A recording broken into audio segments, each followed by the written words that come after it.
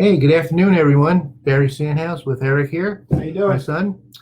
We're ready to answer your questions that you may have, anything to do with real estate investing. Want to talk about residential homes. We talk about many times that there are buying strategies and there are exit strategies. So we can certainly talk about both and how they relate to any particular type of deal that you might be working on or would like to work on residential.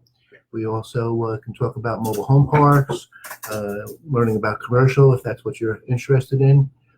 We particularly like mobile home parks. They really are a great cash cow, not necessarily owning the houses themselves, but just renting the land. And we also can talk about marketing if you'd like, because obviously one has to have a bunch of leads in order to make offers.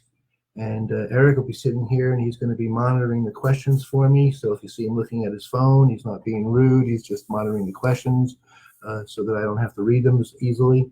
And we also can talk about what holds people back, if anybody wants to talk about that, about what you can do to overcome whatever is holding you back from being as successful as you would like to be, or from actually getting started, which is what is a problem with many folks. So any questions that you want to ask about that, we'd be more than glad to talk about that. A little bit about what Eric and I have been doing lately. We've been doing this, I started in 1981. Matter of fact, this is the very first gentleman that I took a deal on. I went to his seminar in 1981. He never really became very big. What was his, I don't even remember his name. Oh, Jeff Mahone, 1981. Certainly many of you probably remember Carlton Sheets. Certainly dating myself, but those who are a little bit older, and you can tell obviously nobody uses these anymore. It's kind of an antique, but Carlton Sheets. So I've been doing this for a long time. 1981 is when I started. Went off and became a builder in 1984, and through 84 through 96, I built a little over 200 custom homes. I come from a third generation construction background, mostly plumbing. Worked 7 years with Colgan International on problem water. So certainly rehabbing houses is something that Eric and I love to do. Matter of fact, Eric got his start when he was 14 years old. I happen to have saved, I like saving things, as you probably have just seen. But the home magazines that not too many people use today. And one of the very first homes that Eric and I did was actually two houses side by side. Was this house here that we advertised $500 down. And at age 14, Eric was putting the kitchen cabinets together and actually working on everything. But so Eric's been doing it quite a while himself. I actually have photos of Eric when he was 4 or 5 years old and older on the job sites. So he used to drive the backhoes. He used to love that. I mean, what kid wouldn't? Playing with daddy's big equipment. So it's basically in Eric's blood as well as it was in mine. He's been brought up in this type of a family, and hopefully his children will continue with the same tradition. So anything that you guys want to talk about, we're more than glad to talk about it. Shout out to some of the people. Hey, Vinny, how you doing? Charlie, GP, Bam, how you doing? Hope everybody's having a good time today, and some of you are going to be joining us on your lunch break. Some of you are fortunate enough that you don't have a job. And, one of the things that when people ask me for advice about getting started in real estate, obviously it depends on your financial situation. But one of the stressful things in life, unfortunately, is paying the bills. So we like to focus on paying the bills first, which is cash flow. So when your passive mailbox money that just comes into your mailbox, kind of like set it and forget it, when that exceeds or is equal to your monthly expenses, you're going to have a stress-free life. And at that point, it makes it a lot easier to have a clear mind, creativity sets in, and you can start working on the big chunks.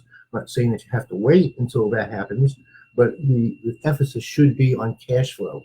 I know a lot of people, when they hear from many educators, and there's nothing wrong with what I'm about to say, to each his own, and it really is kind of different in each market across the United States.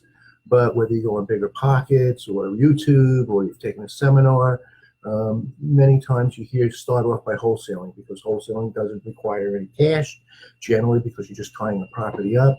It doesn't require any credit because you're really not going to close on it, and you're either going to assign your contract for a handsome fee, or you're going to resell it, and generally you'll go into another contract because you're the buyer under one contract with the house that you've got tied up, and you sign another contract where you're the seller and you have a buyer. And generally you would do that when the amount of profit that you're going to be making would be a psychological blockage for your buyer, which is silly because you generally going to be leaving them plenty of meat on the bones or money for them to make. But there's a psychological blockage that they don't want you making a bunch of money for doing nothing. So that's when we do a separate contract. So, but it's a one-day paycheck. When you do that, yes, it's a nice income. And sometimes the amount that you make on that could be way more than you do for a whole month working on a job. You can't knock that. But it is a job, and you're swapping hours for dollars, meaning that you have to constantly hunt those down. Generally, if you really want that to be your niche, then it requires spending a lot of money on advertising in order to find these particular leads. Some people do driving for dollars, but there's only so much that you could do that way. So, and then when you do find these houses, and generally a wholesale deal is something that you would be that would fit into the realm of a handyman special, because we do have to buy them extremely low, and nobody's going to sell you a really pretty house extremely low or almost giving the house away.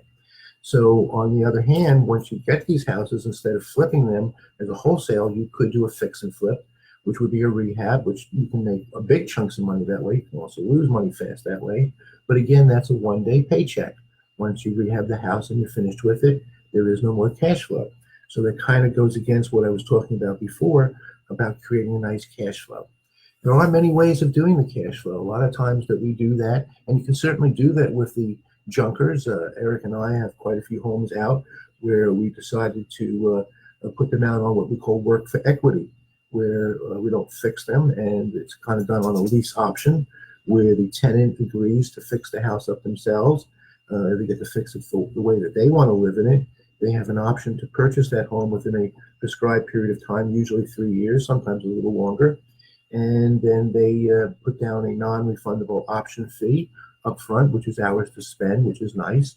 And they then get that as a credit should they, and we hope that they do. We never hope that they don't go through with that, because that's bad karma. I believe in what goes around comes around, and we love helping people. That's what we're doing here today. And so you don't have to fix the handyman specials. And by not selling it and wholesaling it, I just gave you an idea of how you could. Of course, you would have to buy it, or if you were able to control it and you got that with excellent terms with either nothing down or very little down, or a small amount that you'd have to put down that you would have time to get that from your tenant buyer. So you have to think outside the box, be a little bit creative, and create those cash flows. And that cash flow can come from an example like I just explained to you. It could be where you bought it actually, whether you had the cash or you financed it, brought in an equity partner, and you did what's called a buy and hold and basically become a landlord. Either way, you're going to create cash flow. I know there's plenty of people on here that are invested in the stock market, and whether you're getting dividends from that, whether you bought one of these houses low, and instead of taking your profit as a wholesaler, or fixing the house up and taking your profit in cash, you take it in monthly payments and holding a second mortgage or a first mortgage, depending on how you financed it or purchased it to start with. But you create cash flow out of thin air. And so there's many ways of creating that. We like the lease option method, because generally with the lease option method, it's very similar to the wholesaling, which is a great way for those to get started that don't have cash or credit, that they can actually control homes and tie them up with no money out of your pocket. There's no credit checks, and turn around and create that cash flow and get a chunk of money up front. There's many exit strategies. One of the exit strategies that we learned from a lady, Dixie Decker, don't mind giving a shout out to her, that she worked hard to earn that. So it's only right to give her the props to it. But we are now doing it. And the exit strategy on that is student housing, and that's something that's great all over the United States. There's a shortage of off-campus housing for students. Of course, there's criteria that you do need to learn and understand. You don't want to do it wrong, like anything, and buy something just because, it's 3 or 4 miles away from a college. It won't work. Generally, they need to be within 1 mile or less, because let's realize that a lot of the students don't have cars, so they're either going to walk or bicycle. But the income that we get from those sometimes can be double or triple or even more than triple what you would rent that single family home to a family for, because we rent by the bedroom. So that's a great exit strategy that we got heavily invested in last year in DeLand, Florida, for Stetson University, which is a very small boutique college. It's a university. It's a 4-year, but there's less than 3,000 students in it. but it's a small town, and there was a need for that we're filling. You know, you don't have to reinvent the wheel. You just want to make it a little bit better and fill in the niche. We got a question going on there? Not yet. We Okay. got somebody from Thailand on here. From Thailand. Interesting. And who's the gentleman or lady's name from Thailand? Wonder Nikki. Wonder Nikki. Hi from Thailand, Wonder Nikki. That is excellent that you are following us. I have no idea what the real estate market is there, or whether or not you're looking to invest here in the States or someplace else, because a lot of the things that we talk about works anywhere. So people are people. And another interesting thing, we went to a meeting last night, which we go to an awful lot of meetings, and that's something that I highly recommend. Hey, would you do me a favor and bring me a bottle of water, or I prepared a coffee, but I didn't put the cream in it for me. Bring me both, if you wouldn't mind, before my mouth dries up on me. Many of you may know that I broke my neck. I'm lucky to be alive and grateful that I'm here. But on Christmas Eve of last year, I fell and I fractured my C2 vertebrae in 7 places. They call that the hangman's break, because when people get hung, that's where they die, at the C2. After I spent a week in the intensive care unit, came home, and like anybody probably would do, I Googled it to see what I have to do to get better. And I found out that there's approximately 11,000 people that have these C2 vertebrae fractures, and approximately half of them pass away immediately. I know I used to be a volunteer emergency medical technician, and I've seen, unfortunately, my share of that, and the other half are paralyzed. But only 1 to 2% survive, and they get what's called a non-displaced fracture, kind of similar to breaking your windshield. You know, I've gotten a little bit off of real estate, but there's a reason why I'm telling you this. So I am in pain 24/7, and you know, in life you have to be grateful. And if you are struggling financially and you don't know what to do, and that's part of the reason that you're on here today, you know, if you have a home and you're not living out on the street, then you have things to be grateful for. And there's always somebody that has things worse than you. And I look at people that have things worse than me from a physical standpoint. And so I don't complain, and I move on, and that's my why. My why is, one of my whys is sitting right here, my children. Got a couple questions coming in. Got a couple of questions coming in. So don't let any excuses. Life gives us detours and distractions. It's like a roller coaster. It's ups and downs. You know, a successful mountain climber, in order to get to the top of a peak, has to go down in the valley before they can get back up. So let's look for the whys and find your purpose in life. And this certainly, real estate can fulfill just about anybody's why or purpose to achieve whatever it is that you want to do in life. Okay, so what's our first question? So I just want to give a shout out to Donnie Rogers. Hey, Omar from California. How you doing? Donnie, how to build a buyer's list and what are your strategies? The biggest way you can start building your buyer's list is you can easily go to your local RIA, networking, any kind of meetup groups. You're going to want to find the people that are rehabbers, or the buy and hold people.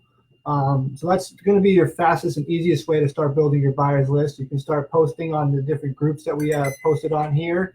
You know, hey, I'm looking to, I've got properties in, where are you from, Donnie, if you don't mind me asking? While you're answering that, I'd like to add to what Eric just said. Generally, when most people ask, and we'll make an assumption here, that when you ask to build a buyer's list, you're looking to be a wholesaler, and that when you do get a good deal, that you want to be able to sell it quickly. There's many people who will tell you that, and there's nothing wrong with it. It's Greenville, South Carolina. Greenville, South Carolina. Okay. Hopefully you did fine through the hurricanes when it came your way. Unfortunately, we're all susceptible to that, especially here in Florida. But when you're building a buyer's list, certainly it would be for, as Eric said, for rehabbers or buy and holds. But it certainly wouldn't be for your, although you can have a buyer's list for lease options and owner financing, but those would have to be refreshed a lot, because once somebody buys a house, they generally, as an end user, they're not going to be looking for more. But you know, you certainly can put an ad on Craigslist, handyman special, 3-bedroom, 2-bath, cash. You know, will sell quickly, something along those lines, something simple and quick. Your email will fill up with all kinds of people that are looking for it, and I'm not telling you to do something that is fraudulent or misleading, but you know, your answer would be that one is sold. What are you looking for? Another great way is to go. There isn't too many places in the United States that still have live auctions at the courthouse steps for foreclosures. But if you could, you would go to those, because those are all cash buyers. And there's nothing wrong with telling somebody that you're brand new. People love enthusiasm. And so if you approach somebody and said, hey, I'm brand new, but I have the ability to find these type of homes that you're bidding on here today. What criteria are you looking for? You want to build a database so that you know where to respond to these folks. All right. To that, Eric? To that. We got another question coming in. But yeah, Donnie, you just got to get out and network and, find out who the local people in your Greenville area that are, looking to invest. If you're obviously looking to find properties all over the country, you can just start posting on Facebook. Hey, I've got properties coming in from Arizona, Las Vegas, wherever they are. They'll let you know that they're cash buyers, and you can easily start building your cash buyers list easily that way. I'm not sure where you found us today, because I posted our that we were going to be doing this on many different Facebook groups, which are real estate oriented, and I'm sure that you can search through Facebook, as I did, for different groups that are real estate oriented. But one of the really interesting things, I don't know what your age is, but it really doesn't matter. I'm sure you've heard this and you hear it many times throughout life. It's not what you know, it's who you know. And I like to reverse that to get started as to answering your question. It's not who you know, it's who knows you. Because if you don't let everybody know that, hey, I buy houses, you could have a neighbor that has a house for sale and they have no idea that this is what you do. So who are they going to call? They might call Eric and I instead of calling you. So it starts off with a business card that if I found your card, that you know exactly what you do. You got an example of your card to hold up that we buy houses, or and so it's real important to start off with a good business card, because that's a marketing tool. Marketing equals revenue. And let's take a look at what Eric's about to show you. We have a business card here, marketing. And inside, if you found that, we buy houses. It also says that we sell them on lease options. Tell us some of the areas that we address, any conditions. People put things on their cars, wraps, bandit signs. If you drive past a bandit sign, by the way, many people say, oh, that's competition. I'm not going to do it. No, take your phone out, take a picture of that. That's not competition. That's somebody that you could perhaps, they may not have. A lot of folks, just like I'm explaining to you, and I don't know your financial situation, you may not have the money to buy houses for cash. But once you develop that list, you're really not lying. There's some that'll argue with me that it is deceiving, but it's not, because you facilitate. It's just like a mortgage broker. They're not lending you the money, but they advertise that they can get you the money. They know where to go. So if you have a bandit sign out and it says, I buy I buy homes for cash, or you see somebody else's, that actually can become your peers that you buy and sell to. So there's many different ways, but what Eric was saying, going to the RIAs, getting your name out there, the business cards, letting people know that this is what you do. So hopefully that answers your question. And also, Donnie, if you're not sure what a RIA is, it's a Real Estate Investment Association, and you can just Google, your local RIA in your area. And I'm sure there's a large one in the area. So we've got another question coming in from Omar Lopez, and he said, if you had an extra $80,000, what would you guys invest in as far as real estate? Now that's a twofold question. Now, are you trying to turn it around quickly, or are you trying to get a long-term investment and cash flow over time? So what are you trying to do with that money, Omar? You trying to turn it around, flip it, and grow it quickly, or are you trying to invest it and just get a simple return and cash flow? And while you're answering us that question, it really depends on your market, the time that you have on your hands. You've heard me say before that I like cash flow. I wouldn't take the whole $80,000 and put it into one property, if that's the only that you have to work with. Because you could buy one house either for $80,000 or $100,000, maybe get some owner financing for the balance, or get a loan for the balance. But you also could take that $80,000 and put $8,000 down and maybe get 10 houses that you could buy. You might be able to rehab them. In rehabbing today, the interest rates have come down drastically, and you can today only need 10%. Generally, you can have to put 10% down for the acquisition of the purchase. His end goal is passive income with cash flow. Okay. So I would probably use a good deal, not a good deal, but certainly set up a budget, and since you have that, and do marketing, because marketing equals revenue, And in order to get passive income, you have to have people to place offers on. So I would, there's different types of lists that you can buy. I would do that and go after the for sale by owners, perhaps probates, pre-foreclosures. I like the probates because generally a lot of times they're free and clear, and they're inherited by children who don't necessarily want them. They might not even live in the same state where you live. And so it might be very easy to get them to take terms. And then once you have terms, price. I'm wearing a hat. I've bent down a little bit more so you can see. It says I can pay full price for your home. And that's a whole different philosophy as to what everybody teaches in the old school has been that you need to find people that need to sell, not want to sell. The need is generally motivated. A probate or a pre-foreclosure would certainly fall under that they need to sell because they don't want it. Or if there's a problem, code enforcement, evictions, tired landlords. So you want to do the marketing. Once you have the marketing, then sometimes you'll find some houses where they will willing to do some owner financing with you, but they want a small down payment.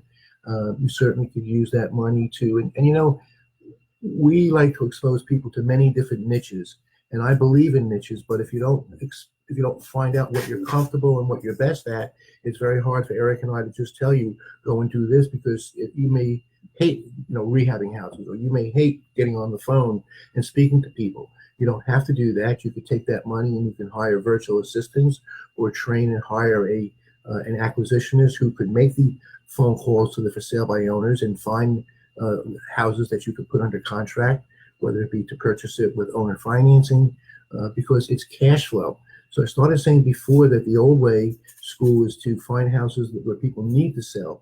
And what my hat is all about is that there are many commercial properties and residential homes that sit on the market. Matter of fact, Zillow came out with something that says "Make me move," and what that's all about is that these people don't need to move, but make me a price, offer me a price that I can't resist, and I'll sell it.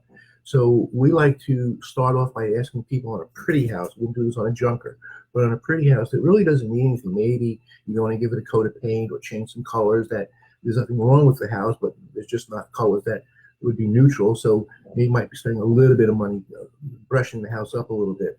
But what we'll generally do is come in and offer asking price for somebody that is, because they don't, one thing that tells you is they don't need the cash.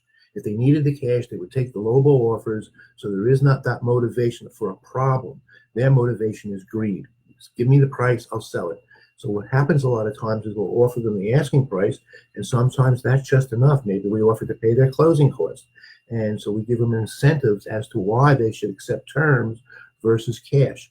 And if they turn us down on that, we come back with a counter offer where maybe we raise the price, and we keep raising it in small increments or in proportion to the price of the property, or if it's a commercial, until they say, oh my gosh, I can't resist that. And then they take the terms. You could pay $1 million for a $300,000 house. I know this is an exaggeration, but it's to make the point that if somebody was willing to sell that house, and that house could rent for $1,500 a month, and they would be willing to accept $500, it may be your great grandchildren paying off their great grandchildren, but you did not buy it to resell it because you have a long term. You're not forced to go to a bank and refinance something that doesn't have the value, because it's certainly never going to appraise at $1 million, so you can never refinance it. But with owner financing long term, you bought it for cash flow, which is what you were talking about. So really the terms business really greatly increases your cash flow. If you bought a home for $100,000, for let's say $80,000, and you paid $80,000 cash, and it made $8,000, you got a 10% return on your money. But if it made the $8,000 and you only put $8,000 down, as I mentioned before, now you got 100% return on your money because you got terms. So leverage is the trick to really increasing and spreading that $8,000 out. I could just go on, but I would be occupying the time up for everybody else. You're welcome to send us a personal message along with your email or a phone number if you would like, and I wouldn't mind chatting with you if you want some further information on that. So you definitely want to spread that money out, and also take Eric's advice from before. If you're not already in a RIA, and there's a national RIA, which many of the larger cities throughout the United States, Basically, most of them are nonprofit organizations there for the education of investors, for sharing ideas, sharing deals that what they did. Last night at a meeting, they asked for somebody to step up, and we talked about a crazy deal that we did, but it was a very creative deal that we started it in 2015 and just keeps turning out money. So many different ways to do that. You got any some other new questions coming in? Not yet. Omar did say he's been calling motivated sellers, and he's also said he's in 2 RIAs as well already. Excellent. And you know what the RIA is for those that need money? Excuse me. Got a question coming in. Okay. There's plenty of money. There's plenty of people that sit at those RIAs, including last night that, you know, the moderator that was leading our group, one of the things that he likes to do is go around the room and say, what are you looking for? Or what do you have to offer? And if you have a house for sale or if you're looking for a particular one. And there was a couple of people that stood up saying that they were looking for funds, but there was also a lady that stood up and said that she had IRA money that she was willing to lend. And there is $3 trillion, they say, sitting in IRA and retirement accounts throughout the United States. And a good bulk of that is right in front of your face at the RIAs. There's a lot of folks there, and this applies to everybody that's listening today, that they are willing to do deals. So if you get up there and say, hey, you know, we're looking for partners, we're out to, you know, do the legwork, you know, if you don't have the time or you don't have the, you know, if you're fearful or you just, you know, just don't want to do it, but if you've got the money sitting in an IRA account, let's partner up, and you'd be surprised how much money you raise. We've got a question from Corliss. I think this is the lady that asked you about the windows yesterday, actually. She said, hi, what is the most effective marketing strategy to get leads? Well, that also depends on what type of leads that you're looking for. You know, if you're looking for handyman specials for wholesaling or to flip them, then you would want to have more of a, you know, a shotgun method means that you're just broadly sending it out and whatever sticks, sticks. Whereas if you're a sniper effect where you're zooming in onto something. So I like, in answer to your question, the marketing. So let's start off with, if you were looking for the handyman specials, I mentioned before, code enforcement, evictions, probates, because a lot of times the older people that weren't taking care of their houses and they go into disrepair. And even if they didn't go into disrepair, they're just usually dated. They could be from the 50s or older, or 60s or 70s. And, you know, and even if the house is in nice shape. So you would want to buy lists that, if you were going to spend the money on marketing, for lists that would do that. Your bandit signs that say, I buy houses in any condition, and then bringing those into areas where, I'm not saying to go into the hood or into a war zone, but in your working class or lower income areas, obviously somebody has to live there. We did very well in areas where there was mobile homes on land, and those folks generally, run into the same thing, probably more so, where they just run into disrepair and eventually have to get rid of them, and they're not as easy to finance, and so a lot of times you just pick them up on great deals. On the other hand, if you were looking for pretty homes and you wanted to do lease options subject to, which means that somebody leaves a mortgage in their name and transfers the deed into your entity so that you don't have to lay out the money to pay off that mortgage, or owner financing, then you go after the pretty houses. And a very popular marketing tool is that people buy lists of out-of-state owners. Some will do absentee owners. I don't particularly like the absentee owners as much as I like the out-of-state owners, because if it's an absentee owner, it could be in the same city, and it could just be another investor who has a bunch of houses that they realize, hey, it's a lot easier to maintain and manage houses that I live nearby, just don't live in them. So the criteria that I think works better is out-of-state owners, and then you might want to put in there that they've owned it for at least 10 years or more, so you know they have equity, or you can even buy a list that they're free and clear, which really gives a flexibility because there isn't a mortgage that has to be paid off. And then, I don't know if you've heard of the Yellow Letter campaign. Eric, tell them who to get the Yellow Letter from.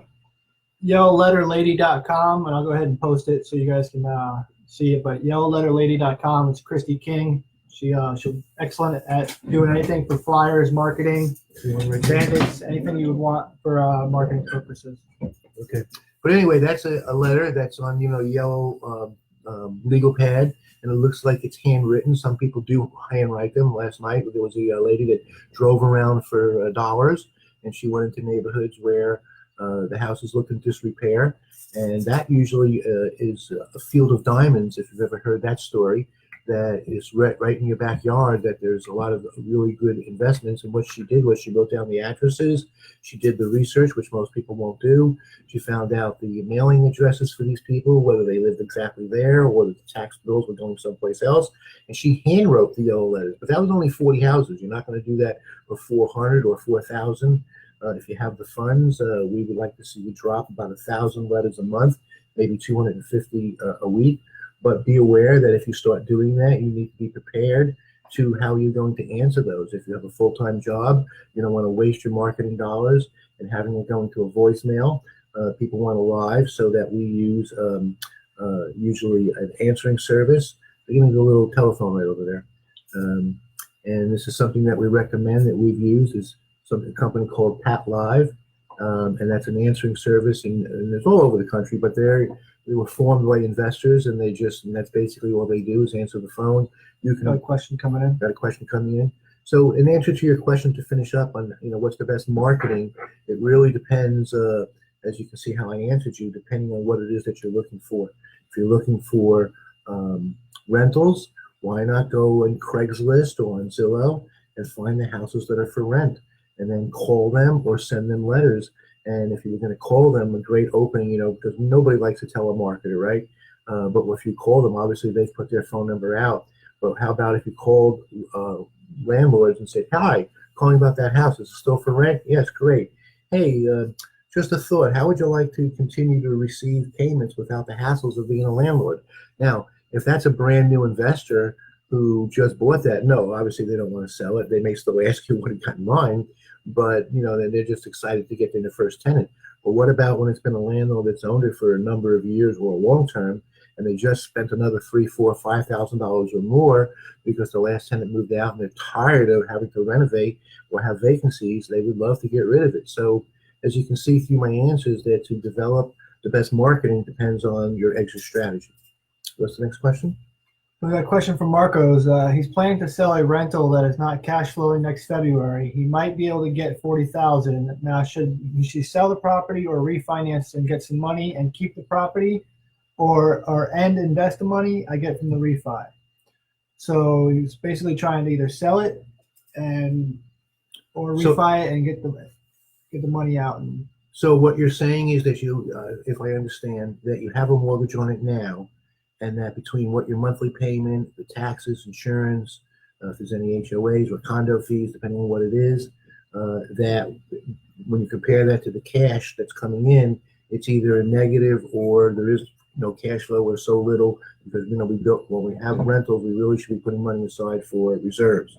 So you could take that house and put it out on a lease option and do nothing with it, and a tenant. The terminology I'm about to use is not a legal terminology. It's slang that us investors use, and we call them tenant buyers, but it's not a legal terminology. But a tenant buyer is somebody who has a different mindset than a tenant. The tenant knows that eventually they're going to have to move out, and they don't think that they are, they don't think that they deserve to own a home. Well, they do, but if they did, they just would not be a tenant. So, but when you put somebody in there that wants to buy it, they take ownership of it. And now you can charge them more than the monthly rental in that neighborhood. So if your rental in that neighborhood is, let's say, $700, you could probably get $1,000. I know that's stretching it. You probably could get $900. You certainly could turn it around into a cash flow situation and put it out on a lease option. Not only will you now create cash flow, but they'll also give you a non-refundable option fee. And whatever unless it's in an area where for some reason the value of that particular investment that you have for something is affecting that area or that project, or if it's a condominium where it's going down in value, it should be going up. Even if it's going up only 2 or 3%, there's some places it's going up to 10% or even higher across the United States. But if you give them a 3 or a 4 or a 5 year, when a house is upside down, we'll generally give a tenant buyer 5 years. Hey, it's creating the cash flow, and if they cash you out sooner, that's fine. But now you mark the house up. If you owe $40,000 on it, so maybe you turn around and you sell it to them for $55,000 or even $60,000. And if it doesn't appraise for that at the end of the 3 or the 5 year period, you have the right to lower it. But either way, you created the cash flow. They gave you some of your potential profit up front on the non-refundable option fee. So that's one way. I don't think you could refinance it. You didn't give us enough information of what the value of it is. So if you refinanced it at a lower interest rate, and we don't know what your interest rate is, but without changing anything, you could do what I just told you when the tenant that's in there leaves, and turn it around into a lease option where people will definitely pay you more than the going rental because they know that they're buying it, and you can even give some credit, which makes them feel more comfortable even paying more because it's a forced option. So going back to my example, if the going rental is $700 and you would have charged them $900, I would not give them any of that $200 credit. But if they were willing to pay you $1,100 or $1,200, you can say, hey, I'll give you $300 towards the purchase price when you close on it. And if they do, all they did was pay you some of that profit up front. If they don't, then you just made more cash flow. There's nothing wrong or immoral about that. You hope that they are successful. So I hope that answers your question or gives you an idea. Other questions yet? Waiting on a couple. But yeah, hopefully that answers your question, Marcos. And rehabbing houses. Going back to that, we're going to be having a meetup this Saturday afternoon at 1:30 to 4:30, where I'm going to put on a small little PowerPoint presentation on rehabbing houses, and it'll be then turn into a mastermind and an open-ended question like we're doing now, but it'll be with audio instead of having to type it in. And it's on Meetup, and I'm going to be sending out the link to those that send me an email. So I'm going to give you my email to everybody right now, and you can respond to Barry at the letter J, the letter V, in front of the word partnership. So Barry at jvpartnership.com. And if you type in, if anybody didn't get that and type it in, Eric will just respond to you, or actually, Eric, why don't you just type it in there, what the email is. And if you send me your email, I need to be able to, well, obviously I'll have it if you send me an email, and your phone number, and your name, that, and the phone number needs to be the phone number that you will dial in on. And then Eric will send you back the link that you can sign on through your computer, your tablet, your iPhone, or your Android. And you can watch whatever I put on my screen.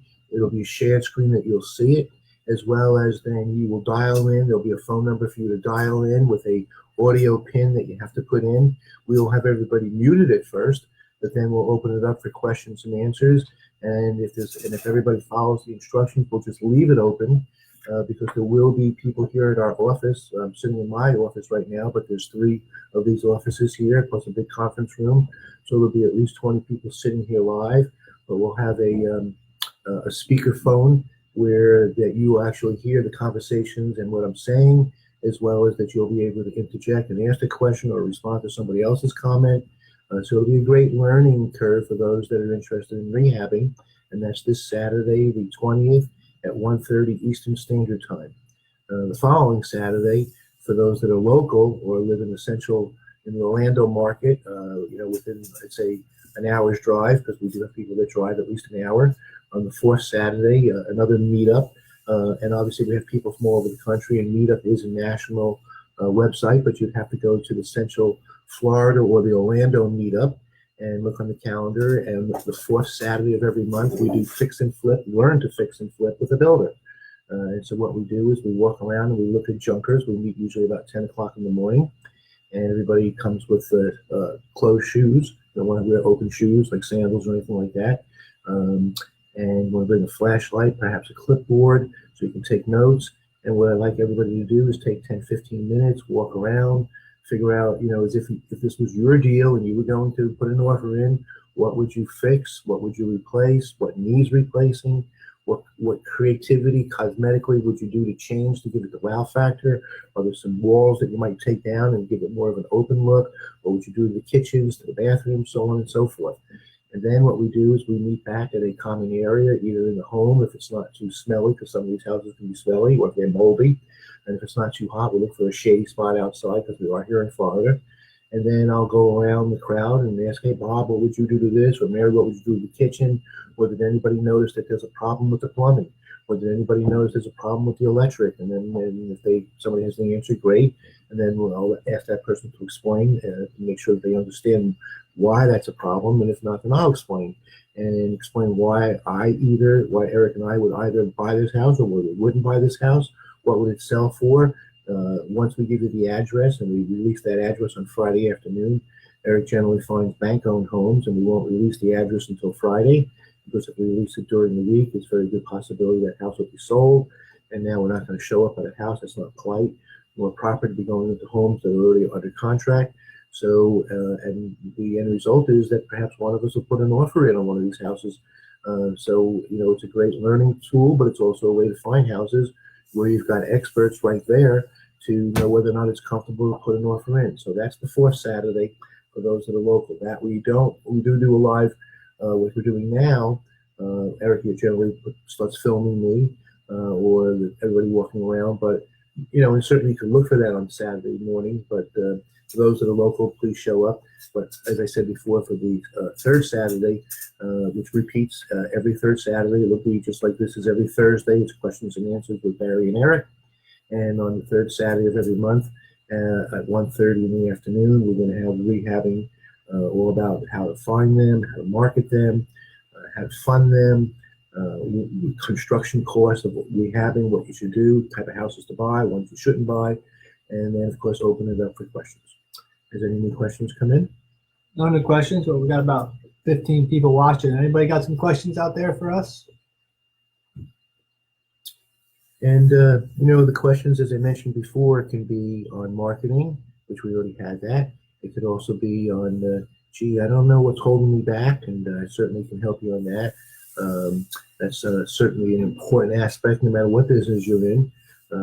One of the ways I like to look at it is that, if you work for somebody, and this is what's one of the problems, and there's many problems that holds people back from being successful in their investing career, is that when you work for somebody, you have an accountability.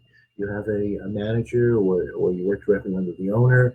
If you're in sales, you're going to have a quota that you have to produce. But if it's not a sales job, certainly if you're not producing, how long is the boss going to keep you, or the manager? They're going to let you go. So you have to be accountable. And at the same time, when you go into your own business, and this is a business, you're accountable to yourself. You might have a spouse or a partner that you go into business with, just like Eric and I are partners. We try to hold each other accountable. But it's not as easy. It's too easy to, I'm tired, we worked all day, we're supposed to go out to dinner, I want to go see that movie. If you're married, you got things to do with the children, which is certainly understandable, or with your spouse, or you want to watch that TV show that's calling you, you could always record it. But you just have to take action, and it doesn't have to be massive action. Most people will say, well, I don't have the time. Well, everybody has the time to at least once a week. I'm not even saying 3 times a week or 5 times a week, but how about if you just started with once a week and you pick up the phone and you say, well, I don't have any money. Well, how about you just do what you're doing now? You're on a computer, you got a phone, you go on Zillow, and there's a drop-down menu on Zillow where you can uncheck everything, type of listing. It's a drop-down for the listing type that you're looking for. Cool questions coming in. Okay, and we just finished with this, and you look for sale by owners, and you get on the phone and you call them and see whether or not. Now, we use a customized lead sheet it's more of a conversational thing, so that when we get on the phone, we're not immediately talking about the house, which makes you a little bit nervous. But, hey, they can't jump through the phone, they can't bite you, they can't shoot you, they can't put you in jail. You may suck at first, and that's what you have to do in order to get great, and you will get your confidence level up. So there should be no reason to stop you. So what's the question that came in? We'll answer Carol's questions real quick. Carol, there's no more hours in the day. You just got to get more out of each hour in the day. For example, I went to bed last night at midnight, and I was up at 4 or 5 o'clock in the gym real early this morning. So you just got to be more productive. Eat healthier. I know you've been working out a lot late at night. Maybe you should switch it around and work out in the morning, and go to sleep a little earlier and wake up earlier. But no other way to get more hours of the day. You just got to put more into the hours. One of the best ways to handle that is something called time blocking. If you go to church, and I know you're a pretty religious person, well, I don't know if that's the right way to say it, but I appreciate all the posts that you put out. But if you go to church, or you go to church on Saturday or Sunday, and you know that at a certain time you're going to be there, that's a time block. If you go to the gym at a certain time or day, as Eric was just mentioning, that's a time block. We do things at a certain time. If you eat at a certain time all the time, that's a time block. You know that that's what you're going to be doing. Kind of similar, a little bit of a stretch, but when you know you have a certain bills that have to be paid, there's a time block. You know it has to be done. So why not take out your, a calendar and start off, first of all, identify the things that you want to get done, make a list of those things, then take out a calendar and start assigning that this is the time that I'm going to do that. I just was talking a few moments ago about making phone calls. So it could be do not disturb. I don't care unless the house is burning down. If you're working from home, nobody's to come in and disturb you. Emergency, and this is your time to make phone calls, or this is your time to do educational, or this is your time that you're going to do driving for dollars, or this is the time that you're going to do marketing, or this is the time that you're going to do admin work, where you're going to pay your bills and do other things like that, or create leads, or work on marketing. So time blocking is so important. Carol, we can talk more individually about that as well. But so Wilfred, we got a question from Wilfred. He's relatively new to investing. For some reason, I keep getting stuck on how much I would need at closing for any deal. How do I figure this out generally? Generally, if you're paying a commission, you're going to probably, we have a brokerage, so we typically don't pay listing commissions. But, typically you're going to spend anywhere from 1.5% to 3% in closing costs for a deal, depending on the deal. So some wholesalers require double closing, so you're going to pay double closing costs. If it's a real estate where you're selling the deal, that's a different story. But it sounds like it's more, Wilford, it sounds like for when you're trying to buy a deal. Is that correct, Wilford? And if it is, while you're answering that, and if you're looking to buy something from a wholesaler, generally the wholesalers say the price plus CC, which stands for closing costs. You certainly can ask them what it'll be.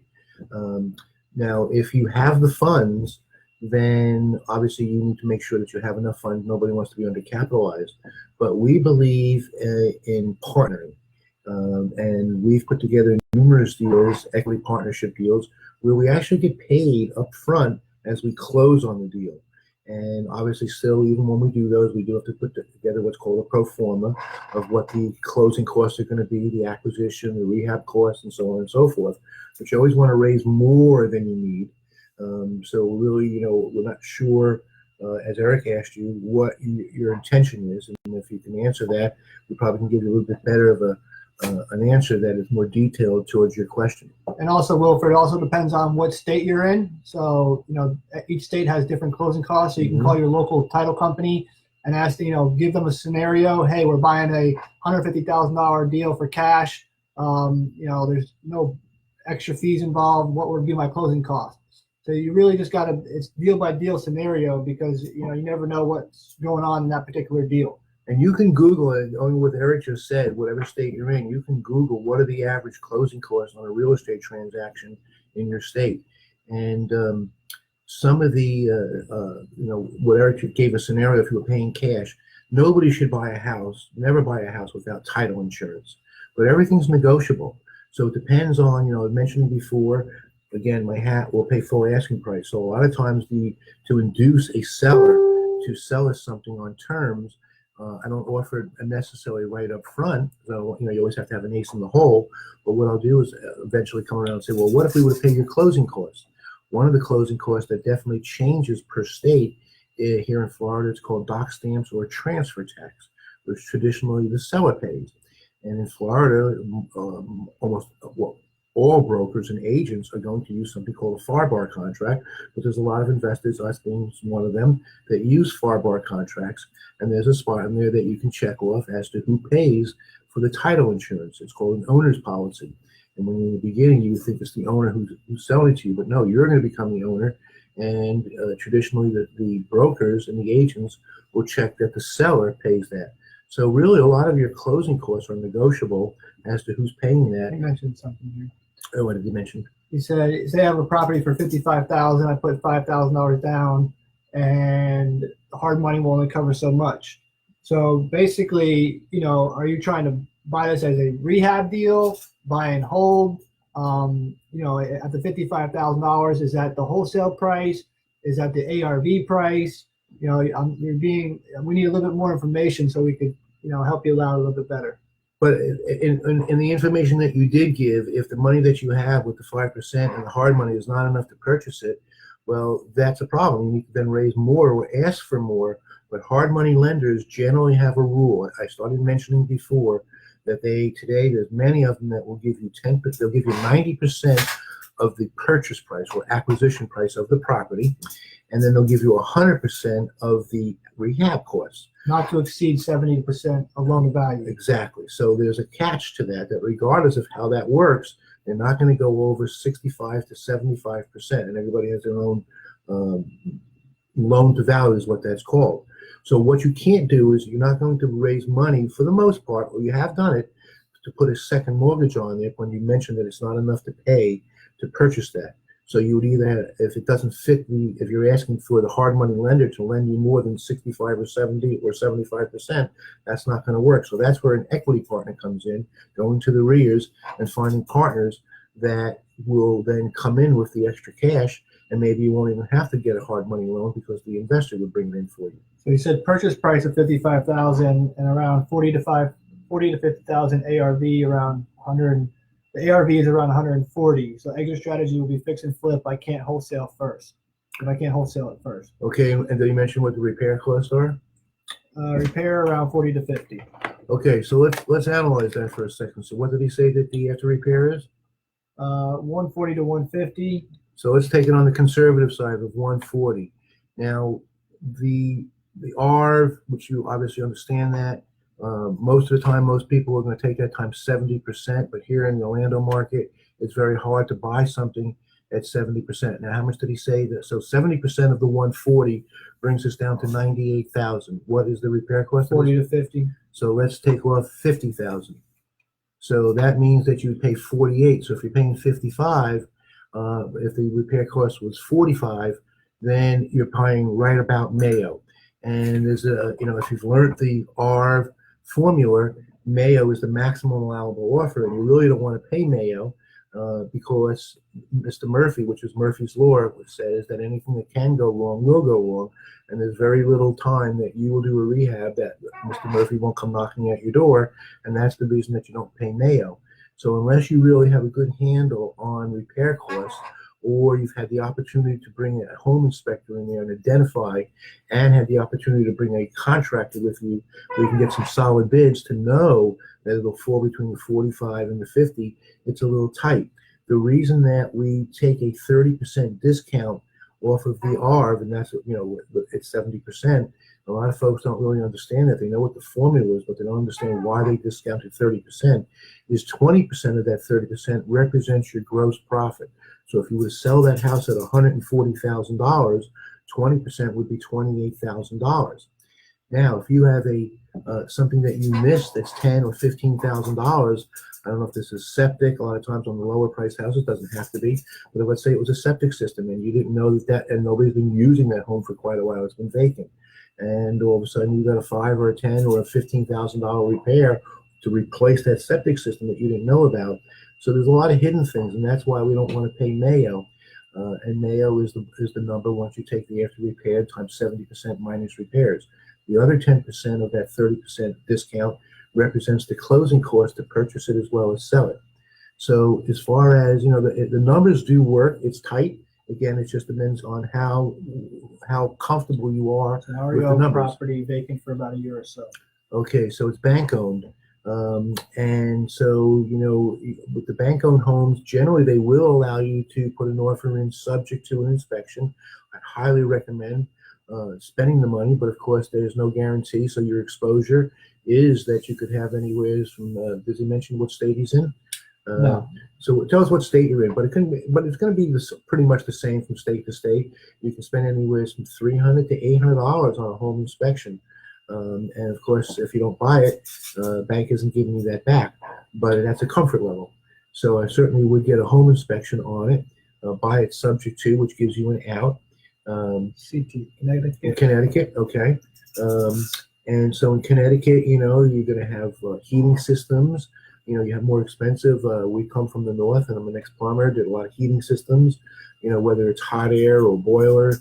If the water hasn't been on for a while, Don't know whether or not the bank is giving you any kind of inspection.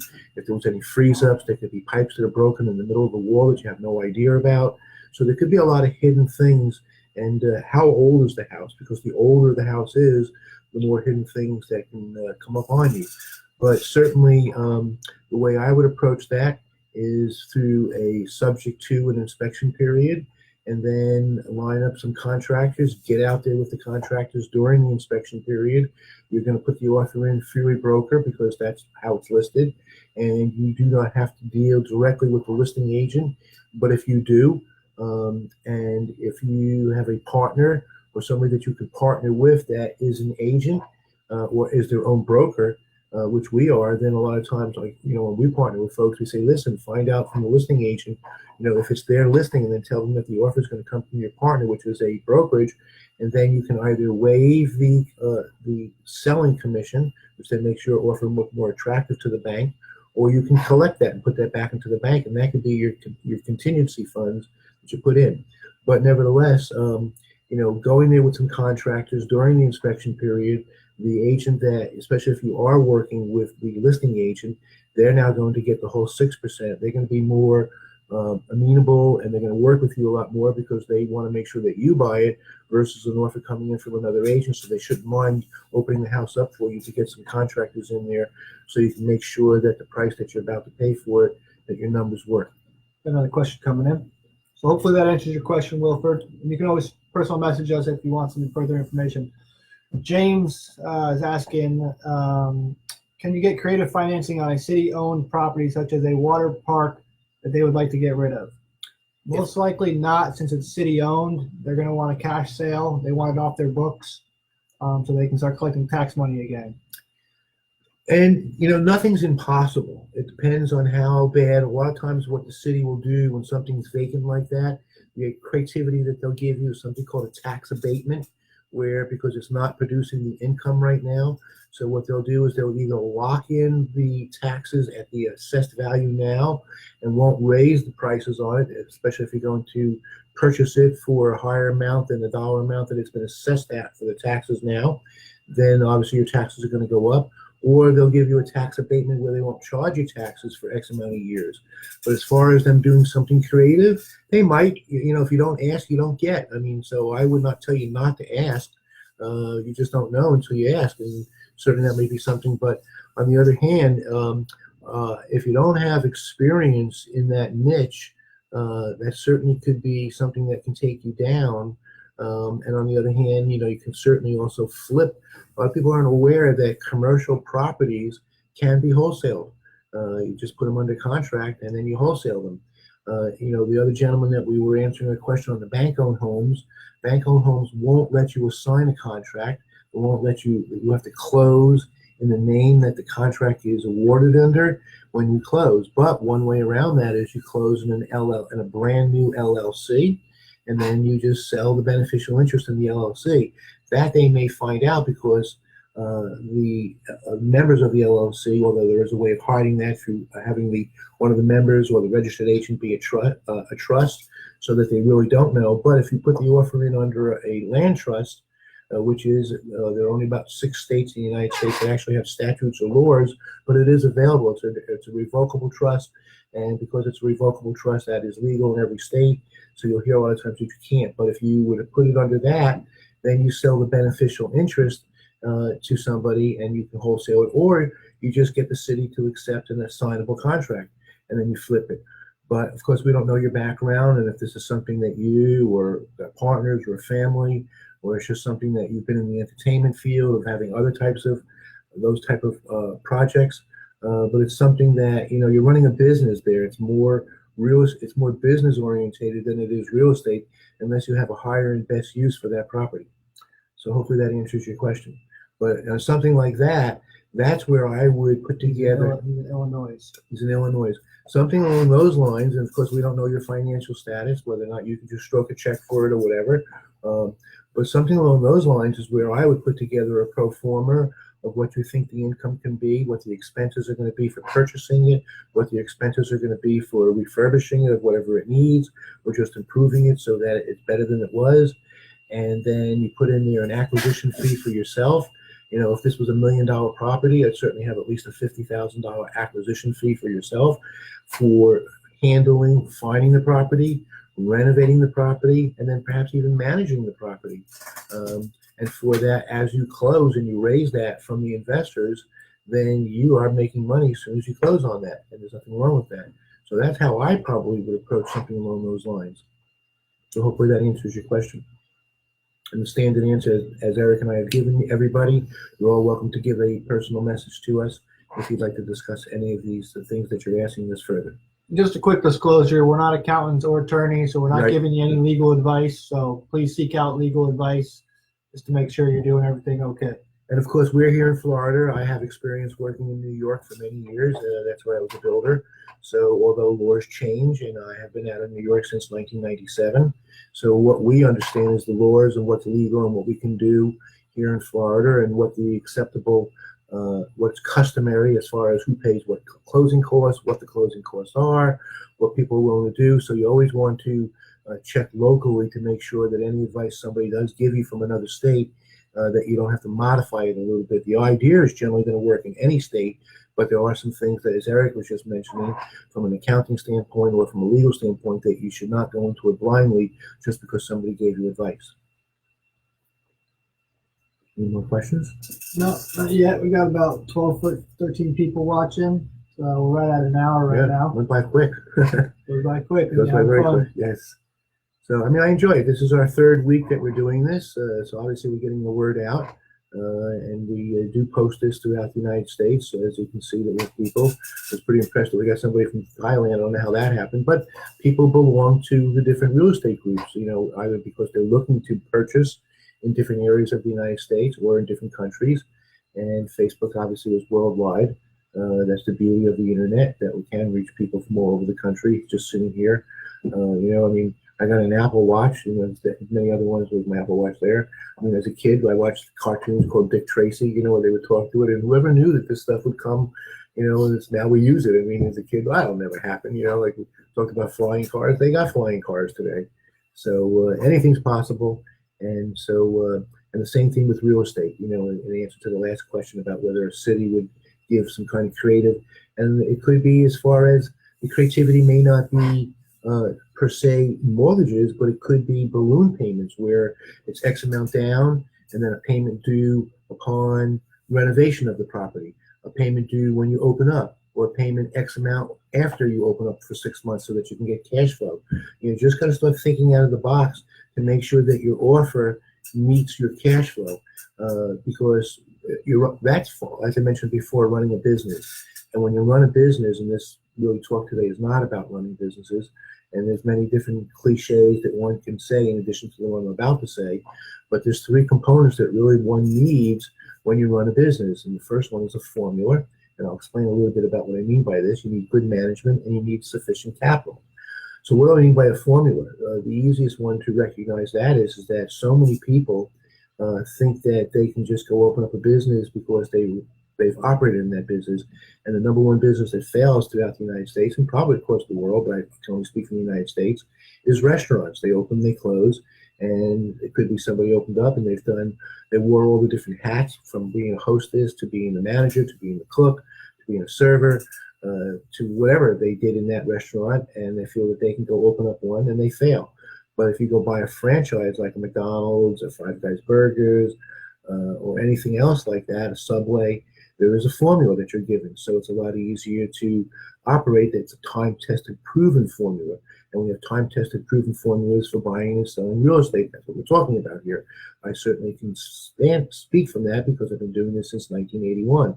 I could call myself one of the grandfathers of it. I'm certainly not the expert. There's people that have way more experience than I do. Well, not way more, because the industry really started in 1975. So I really did start in the very beginning.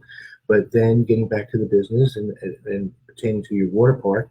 So I don't know if there's a formula, but there certainly probably is. I don't know anything about water parks, but I can guarantee that there is a formula in every industry. I was in the real estate industry, the furniture industry at one time. And, obviously what it takes to display a living room set, the square footage and what you're paying per square footage in a retail location, you could display millions and millions of dollars and a jewelry store. So there is, the net operating income on furniture is much smaller than it is in other things. Same thing with restaurants. You have a food court. So then you have to have good management. And if you don't have good management, even though you have a good formula, you can run it into the ground.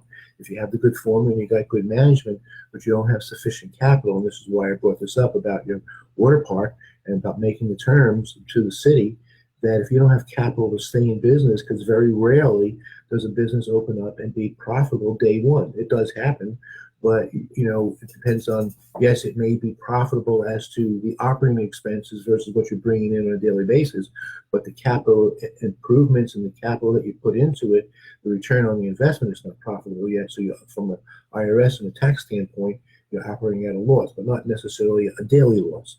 So it's important to have that cash. So that's why I was saying that you could make your offer structured to the city based on the payments for it being triggered on the cash flow, and could even be as far as letting them see the books or something, that when you reach a certain milestone that you make certain payments. You just don't know. Depends on their motivation and how bad they want to sell that park and get it onto producing income, whether it be sales tax for the county, whether it be real estate taxes, which if they own it, it's not producing any real estate taxes at the moment. So there is an incentive on their part. Any new questions come in? Not yet. Okay. Get ready to wrap it up. We're right at an hour and 5 minutes. All right. So we'll just give it a few more moments.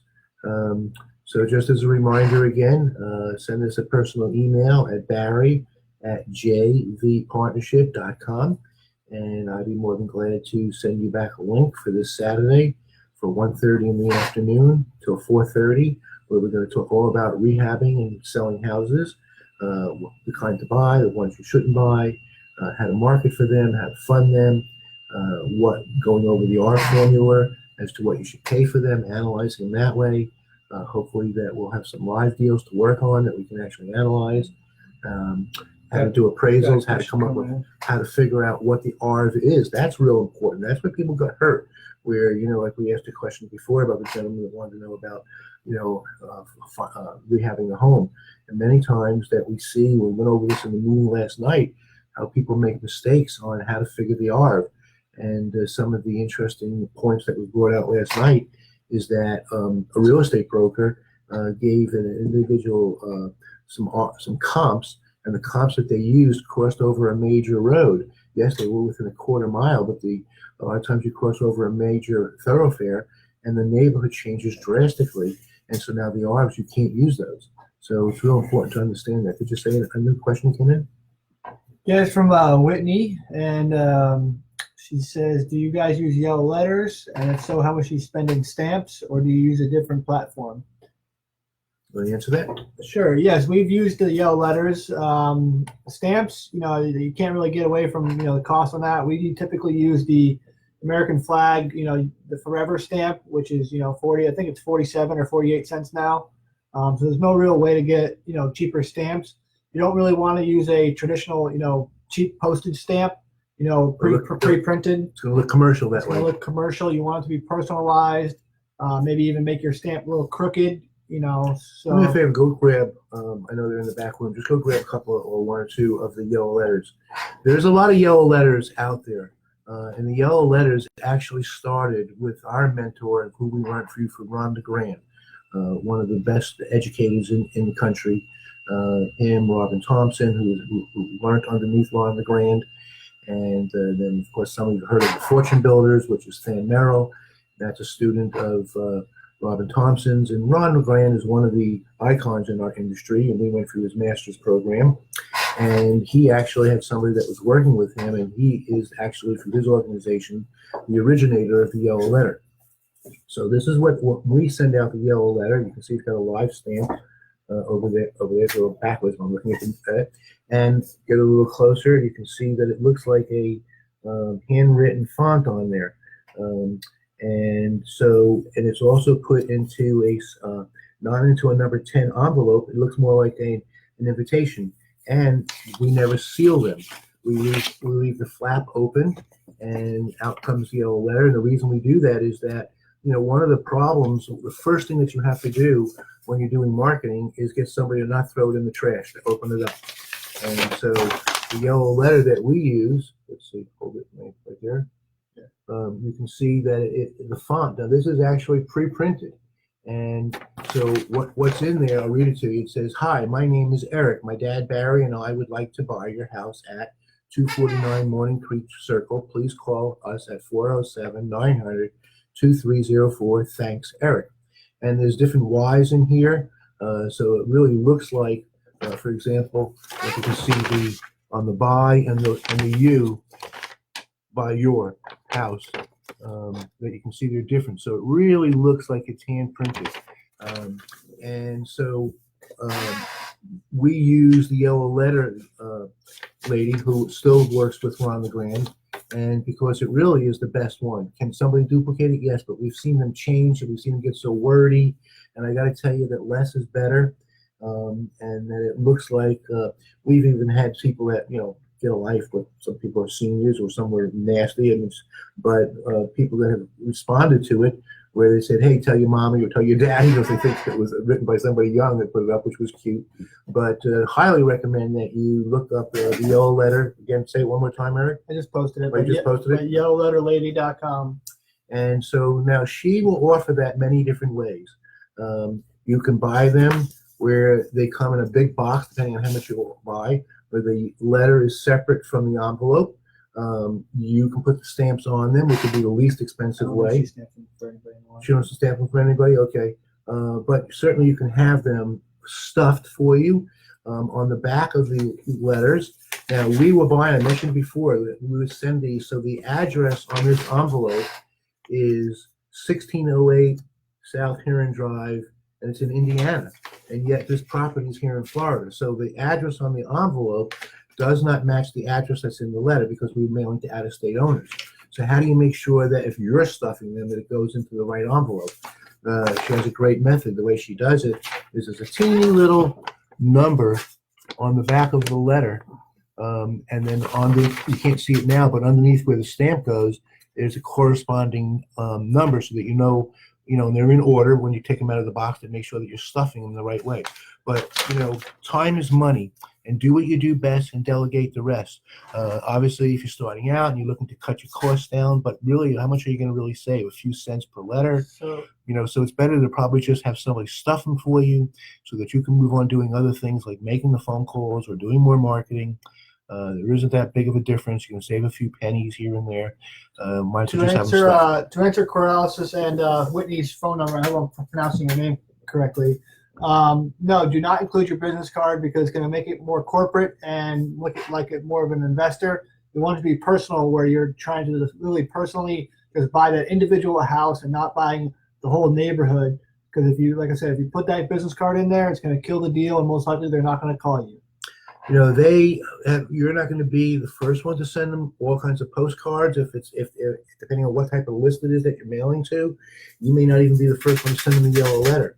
But if other letters that they've received look more like it's an investor, and some of them come right out and say, "Hey, we've been buying houses in your neighborhood.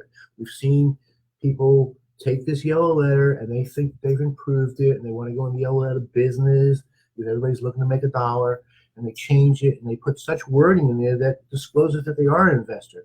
Well, I can tell you that there's X amount of people when we call them, and as soon as they suspect, or we've told them right up front, because we want to see people that we're an investor, sometimes I don't get the chance to stop them, but they'll just hang up on you and say, "Well, I ain't selling to an investor, bye," and they hang up on you. So you wouldn't want to put your card in there. As Eric answered you, and he gave you the right answer, is that you want to come off with the impression that you want to just buy their house. And especially, if you're married, then you could either say, "Hey, my name is Mary, and my husband Bob," or like we did, father son. Could be daughter mom, daughter father, whatever. But as a family, it's a little bit more personalized. Going along the theme of what Eric answered you, that you're an end user looking to buy it. You need to at least get to the point where they pick up the phone and take action. At that point is when you can disclose to them. But if they throw your yellow letter in the garbage because you're an investor or because you stuck a card in there, now, on the other hand, if you are a real estate agent or a broker, then almost in every state, and I can only answer for Florida, but I know by law you do have to disclose it because you're mailing it to them. and there's a percentage of them that aren't going to respond to you.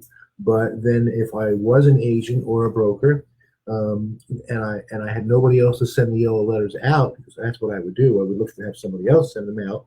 It doesn't have to be you that puts them out. But if it is you that puts them out, then you would want to add to what the statement says. And obviously, I'm interested in buying your house, not listing it. So please give me a call. I'm looking to buy a house in that neighborhood. So hopefully that answers your question.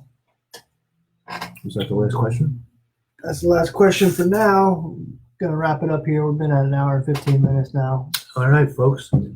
So remember, just a reminder, every Thursday, Eric and I will be here to answer your questions at Eastern Standard Time at noon. And if you send us a personal email, because I'm not going to post the link, I want to know who's coming into the webinar for this Saturday if you're interested in doing rehab. So that'll be this Saturday, the 20th, from 1:30 to 4:30 Eastern Standard Time. Send your email to barry@jvpartnership.com, and then we will return the link for you with also the phone number to call in. Have a great day, everyone, unless you got something else you'd like to add. Nope, that'll be it. Thank you, guys. See you next Thursday at noon. Bye.